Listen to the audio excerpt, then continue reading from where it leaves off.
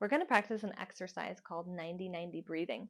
This will help so much while you're trying to perfect your breathing pattern, especially if you have an anterior pelvic tilt. So what a 90-90 breathing pattern does is it helps us to work on hamstring engagement while we're inhaling. We know that when we engage our hamstrings, we can very much more easily pull our pelvis into neutral when those hamstrings are engaged.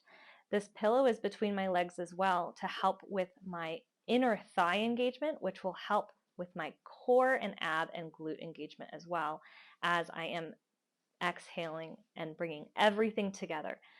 Using this pillow to squeeze also helps me to pull up from my pelvic floor a lot easier than if I just try to isolate that pelvic floor contraction. So I'm going to inhale.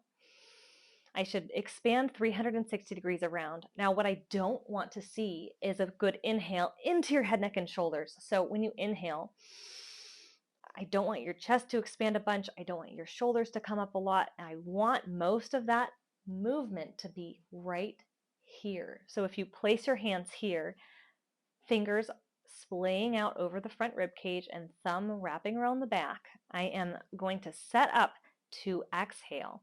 So I'm going to breathe in, and now I'm feeling my back expand against the floor. My rib cage is expanding out wide. My belly is expanding so that these divots between my rib cage and my belly are filling in. Inhale, and then I exhale, squeeze the pillow, pull the pelvic floor up.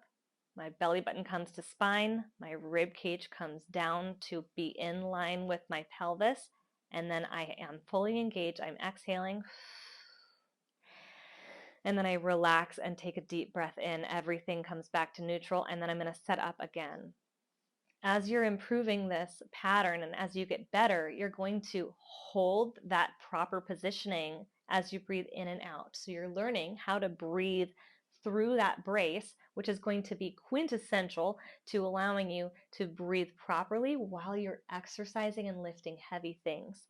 So you're going to inhale and then exhale, squeeze the pillow, squeeze the pelvic floor up, belly button in, rib cage comes down, everything's in neutral. I am all engaged. Now, something that you'll notice is that you might really want to use this upper body to kind of help to bring your rib cage down. One of the best ways or things that you can do to help to take the work out of your chest is to put an arm over your head. You actually kind of disengage your chest muscles when you put that arm overhead. So we're going to try it with my hand overhead. So I'm going to breathe in, but I'm still feeling my rib cage engagement or expansion here. Belly, back, ribs, and I'm trying to breathe down, squeeze the pillow, squeeze the pelvic floor, squeeze the belly, rib cage comes down, inhale, exhale, all the way.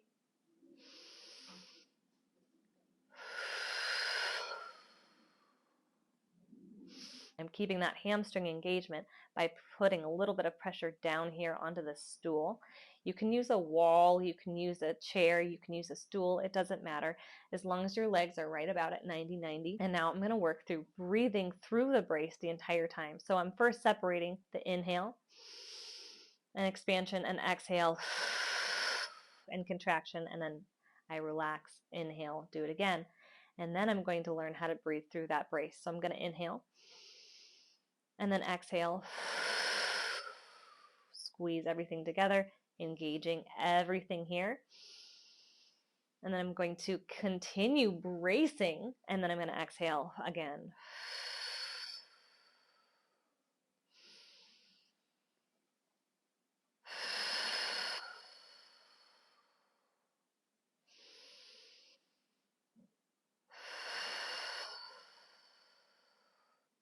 And you're going to repeat about 5 breaths in whichever stage you're in, and repeat maybe up to 4 times. But make sure that you don't get lightheaded or winded while you're doing this exercise. We just want to slowly work on getting that 360-degree expansion, the pelvis into neutral while we're breathing. And this will hopefully carry over into all your other exercises and help you to really heal your core and build a strong core.